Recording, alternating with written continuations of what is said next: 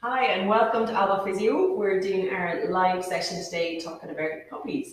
So happy morning, happy afternoon or lunchtime, just wherever you happen to be. And we hope you join in and give us any questions you might have. We tend to find that when we get our puppy, we're all delighted, they're cuddly, they're fun, full of beans usually, and into everything. And it's a brilliant time. It's such a fun time when you get a puppy. But what's really important is what do you do with them. So usually that sets in probably about a week to 2 weeks after you get your puppy, when all the cuddling and everything like that sets in, and you're trying to get back into a routine.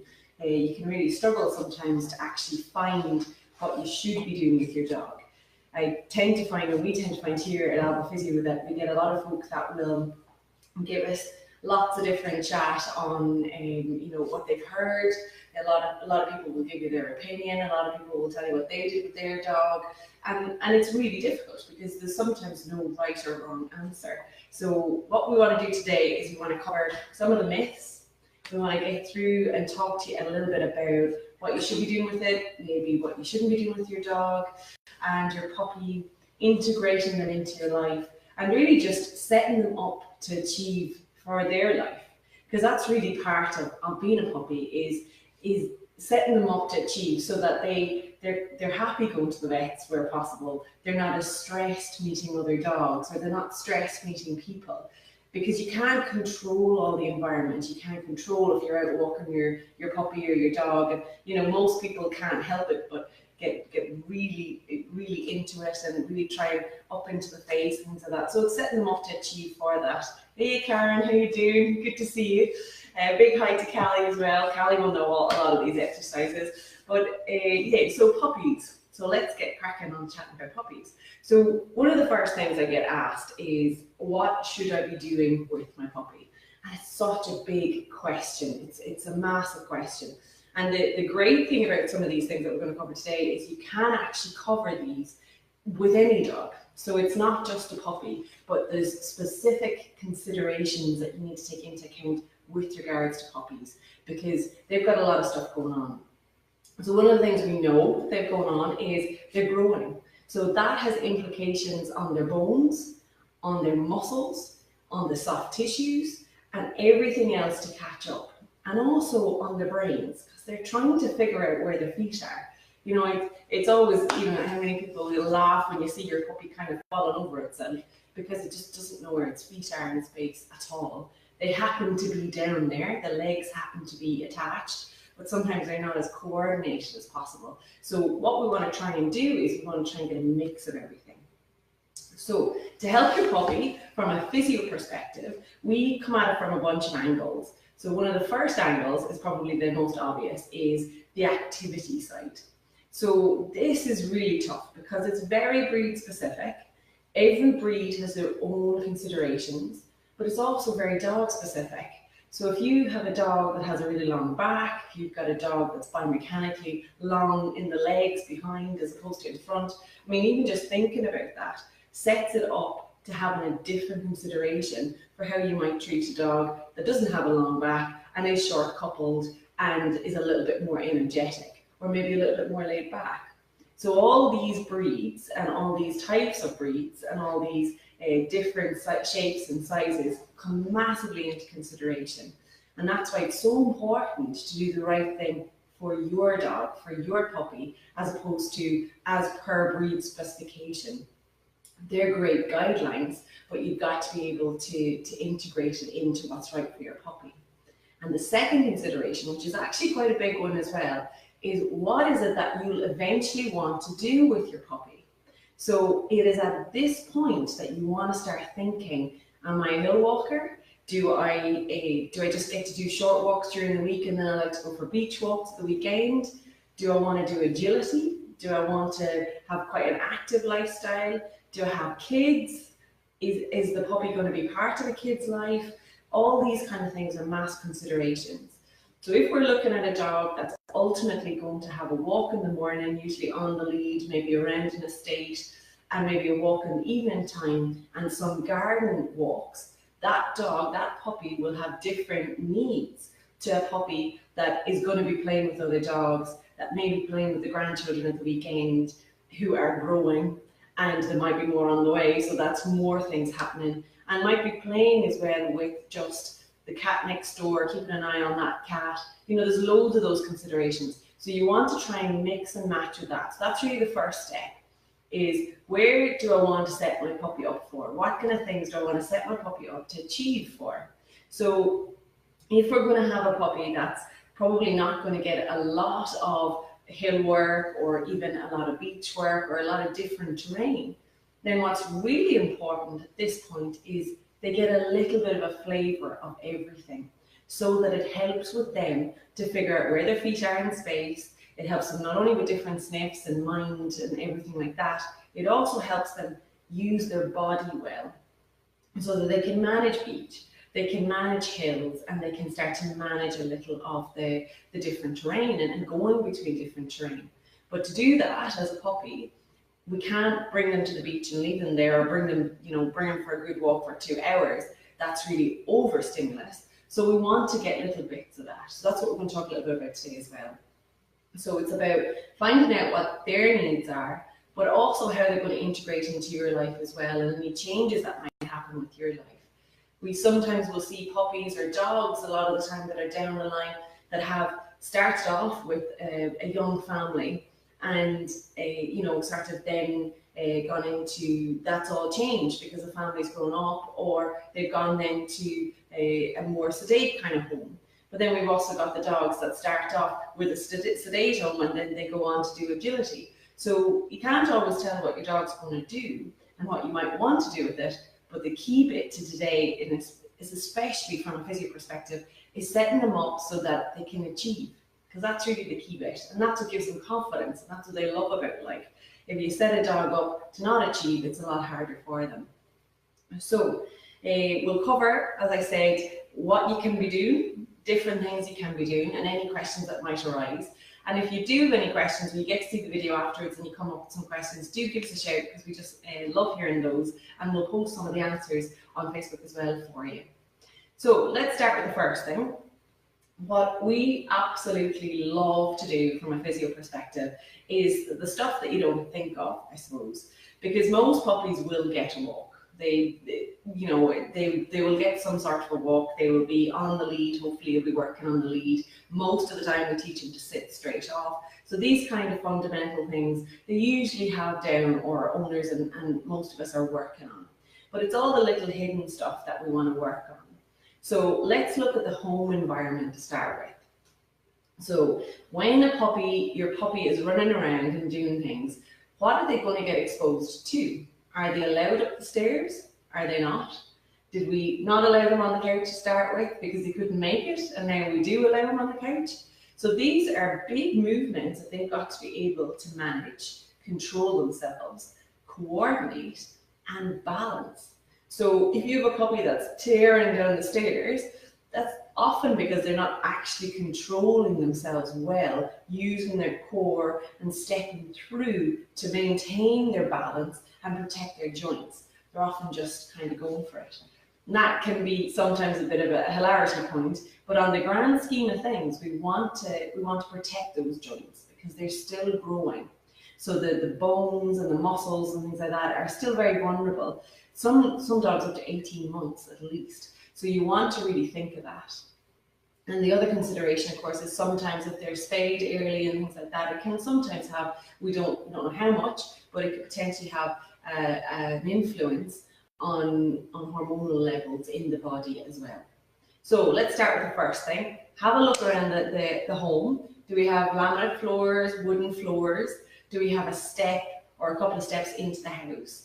Are they allowed up the stairs? Do we have a couch and a carpet, or we got a couch where they like to go on and you like to go on? Because this is ultimately where the puppy's going to be influenced, because the puppy will want to be with you and want to be where the action is. And where can they access that? So do they try and get up on the couch? Is there laminate floors underneath the couch? These are things that you want to start thinking of. Because if your puppy is tearing through the house and we've got laminate floors or we've got tiled flooring, then think of the forces that are going through the joints as they're trying to grasp themselves around. And what dogs tend to do is they tend to kind of, the nails come out. And when the nails come out, then they lose purchase.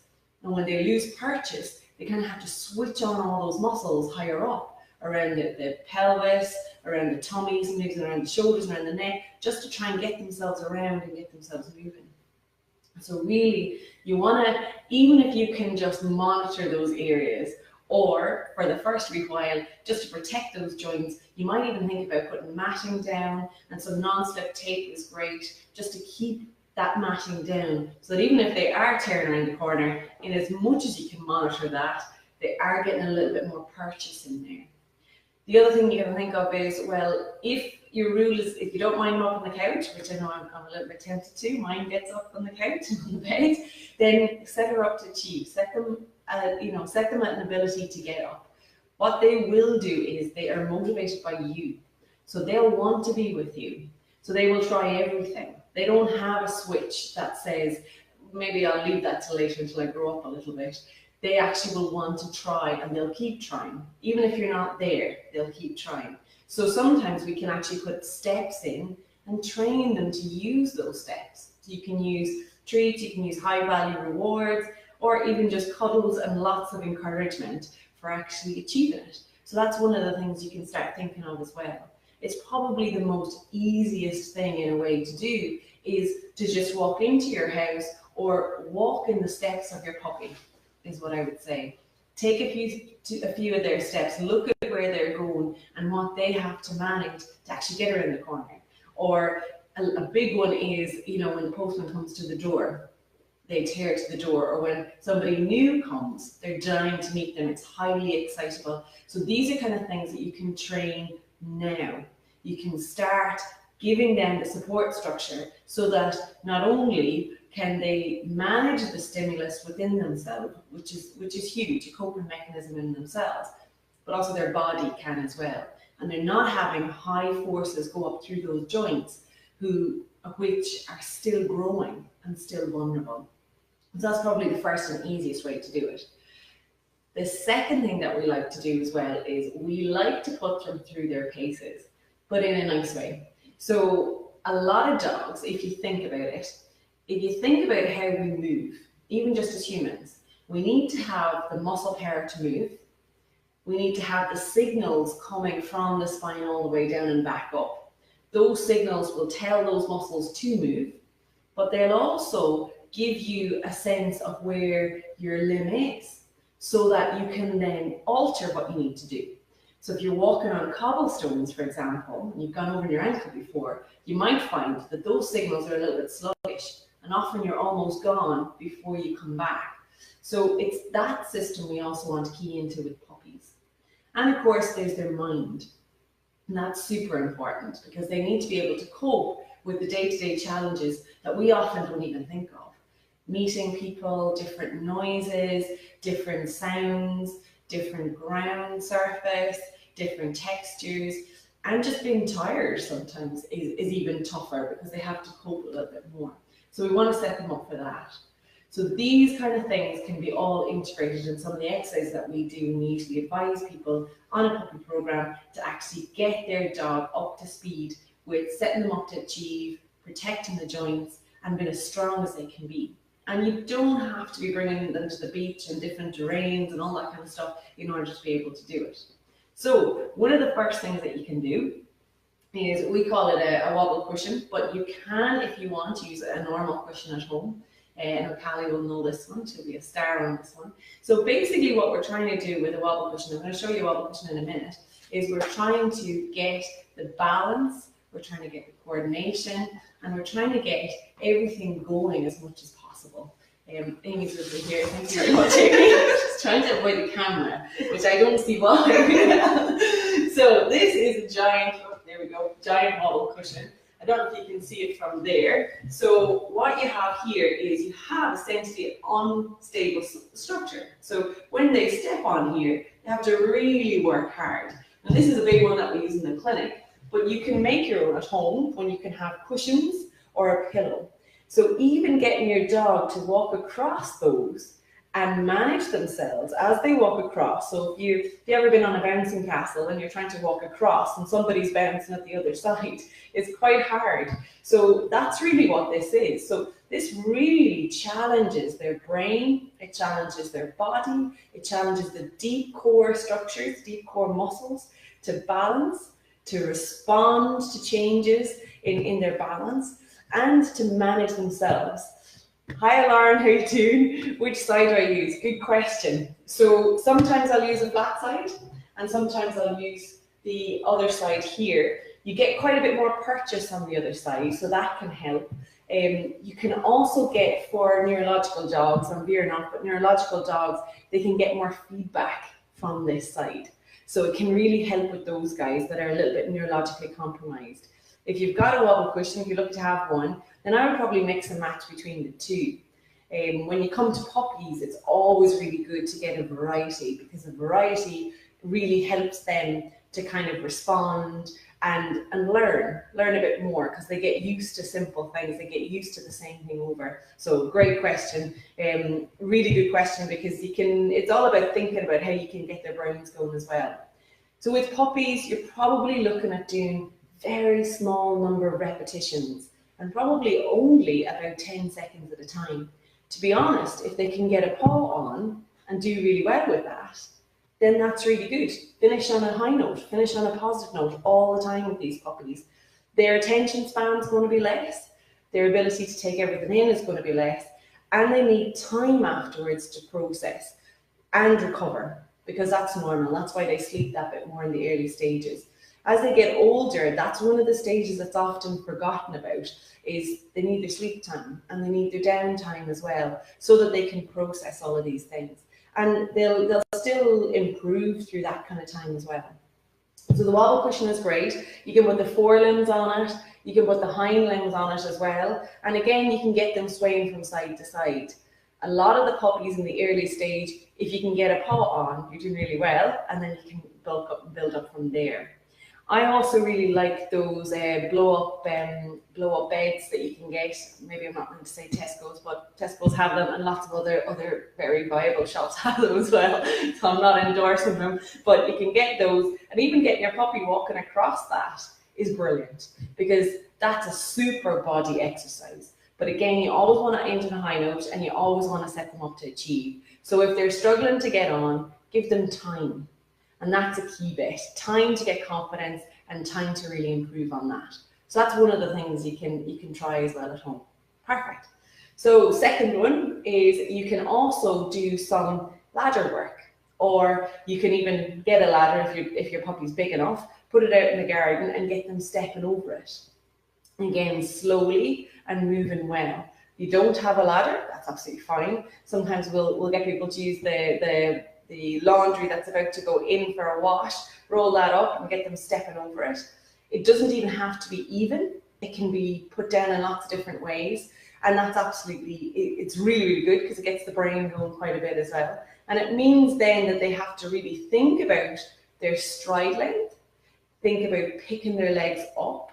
So they're actually like poles, stepping over them. So you can put them lengthways, you can put them all over in lots of bits around the garden, and you're walking them over in a controlled manner. So not only are they learning about lead walking, they're also learning about responding to you and your body, and how your body's moving. And all of our dogs are capable of that, really capable of that. They pick up on absolutely everything about us. So not only are you getting them to respond to their body, but also yours as well, and developing that relationship. And that's one of the key bits, because you can then help. All of this helps all the way through their life to help with any potential injuries they might have, keeping to actually prevent injuries, which is crucial, to help muscles grow and the right way. And also down the line, if they've got any other problems that arise, it gives them the confidence to have that relationship with you, rather than you're just somebody who brings them for a walk and feeds them and gives them a cuddle at the end of the day. This really steps things up and gets them going. So that's two exercises that are really good to do. The stepping over things is nice. Again, I would just probably stick to maybe 1 or 2 reps, quality repetitions, as opposed to lots and lots of stuff. And in that way, then if you get the quality moving, then that will carry over. Have faith, because it does carry over into the dog's development. And that's really the key bit.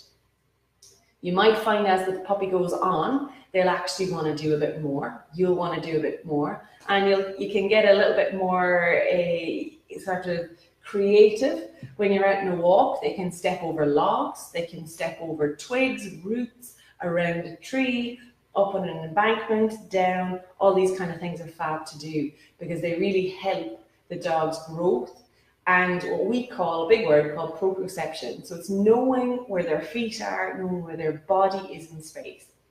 And most dogs can manage walking on the straight fine. They can manage the trot fine. But where it starts to get interesting for these dogs is being able to twist, turn, react, walk, look up at you at the same time, twist, looking at another dog, react back. So it gives them the ability to communicate as they're moving, essentially, because they can manage themselves more. And that's quite important for even a dog's confidence. I think if we weren't able to do that, it's quite a hard place to be. So it gives them the chance then to get a bit more confidence. What is important at this stage, and I would even say up to the 2-year mark, essentially, I'll even see the differences with some dogs, rescue dogs that I've seen, that we've known that in the formative months of their life, they didn't really get much exposure to different things. And it really does tell later on because they're not sometimes as coordinated. I'll often have people say to me, oh, they're just like a bull in a china shop. But these are all things that are actually happening. Dogs don't naturally want to bang into things. They don't naturally want to be clumsy. They don't naturally want to use momentum to get themselves everywhere, because especially the bigger dogs, we don't tend to notice with the little dogs. We tend to notice with the bigger dogs because it tends to be into our legs and things. But there's a reason for it. So if they're formative years, we haven't laid down the foundations for them, it can often show later on. And their core stability, their ability to respond, to strengthening when they've been injured, that's all stuff that does come into it. But the great news with all of this kind of thing is it's never too late. It's never too late if you're doing the right stuff. And every dog responds. I don't think any dog I've seen never responds. And they absolutely, the one thing that we love is we love seeing the relationship between the owner and the dog. That also gets even better and better, because they love responding to achieving for you, and this helps them as well. And the third thing that I'll mention before I let you all go is I'll talk a little bit about water, because it's one of the things that I do get asked, and we do get asked in here with puppies, is people want their dog to be able to swim, they want to introduce them to the water, all these kind of things. Fundamental skill for a dog, without a doubt. Fundamental skill for a person as well, but fundamental skill for a dog, in that they need to be able to manage themselves in water. Now, when we're trying to introduce them to water, we do this quite a bit here with the treadmill. Remember that when you step through water, it totally changes perspective. You have to really think about where your foot is and really have to use your body to respond, because the water distorts the visual field. It distorts what you can see. So when you are introducing your puppy to the water, do keep an eye on doing it slowly and setting them up to achieve all the time. So give them time. Well, I think we all want to rush to that final bit where they're swimming and they're doing different things and they're quite happy. But actually, it's well worth giving themselves some time. Some dogs don't like water, some dogs do. Some dogs go daft in water and some dogs don't. But it doesn't actually really matter in the grand scheme of things, in that some dogs are very good in water and some dogs just need that extra bit of time. Ultimately, down the line, being able to go into the water is fantastic as a rehabilitation tool and as a strengthening tool and as a fitness tool. So if they're able to incorporate the water into their formative months, even if they don't do much later on, it does come back later on and it does help them quite a bit. So all of these kind of things, again, sets your puppy up to achieve. It sets them up to have a confident steps and making confident steps all the time. But it sets them up to be able to cope in scenarios that you can't always prep for. And that includes, for example, going on a long hike at the weekend when they're 8 years old and taking a wrong turn and being out an hour longer than you'd hoped. So it means that they can cope with all of these things. They've got that buffer system there. And the final thing, I said the last one was the final thing, didn't I? The final thing, and then I definitely will let you go, is what we want to focus on as well is probably the interaction for puppies outside the home. And that's really important, because one of the things that's hardest to conceptualize sometimes as a puppy, when you have a puppy, is there may be a day where you do need to visit the vets for something that is painful, they're distressed, or they've injured themselves, or you may need to visit the physio. I mean, God forbid, but you may need to visit the physio. And so what you want to do is you want to set them up to achieve for that as well. So being able to come to these places and be confident, and they have positive experiences, is really important. They don't necessarily have the same reasoning as we do. So because of that, we also want to give them the opportunity to set up. So one of the things we've got here for anyone who's interested is we do puppy packages, which gives you plenty time and gives your puppy plenty time to get a feel for what it's like to come to a different place that's not full of dogs and highly sort of stimulus, but it is different. It's kind of along the line of vets, but also getting hands-on from somebody who isn't a family member, because that's a big thing. And when dogs get sore, they generally don't want people to touch them in the sore area, which makes perfect sense to them. So having an experience where they not only get to get hands-on by somebody who isn't a family member, who is different, but also being able to get different sniffs, come to different area, and be able to follow a program is so good for their mind and for their body. So some of the things you'll learn from it as well, which we target quite a bit, is we give you some stuff to do at home that you can take away and you can integrate it into their program, into their formative months. And also we help them on their first steps in water as well, or their second steps, whichever it might be. And we retrain that. We really try and get that so that they're working well in water. Because if they're not working well in water, they can be a little bit more susceptible to injury. And when you add high stimulus to something, you don't always get quality of movement. So it's lovely to be able to do these kind of things, and it's often very imperative to do these things when you don't necessarily have a problem. And one of the things we do as part of the puppy package is we screen. We screen for any problems or any potential future problems that might come along, so that you can nip them all in the bud and make sure then that you set your dog up to achieve for later on. So those are some of the things. If you've got any interest in the puppy package, just give us a shout. Or if you've got any questions, sometimes what we find as well is for the non-puppies, for the older dogs, it can sometimes, these kind of thinking back to the puppy years can sometimes bring back some memories of what's happening with your dog. So some dogs have had falls, trips, or just had a different lifestyle because they've been rescued. So it can sometimes start to link in with different things. So it's well worth revisiting some of these exercises just to see how your dog is getting on and to fire up all those muscles just to make sure that they're doing well. So thanks so much for joining us. And as we said, any questions, give us a shout. We'd love to hear from you. And we're going to put the replay of this out, so if anyone missed it, then they can see it again. Cheers. Thanks, girls. We'll see you soon.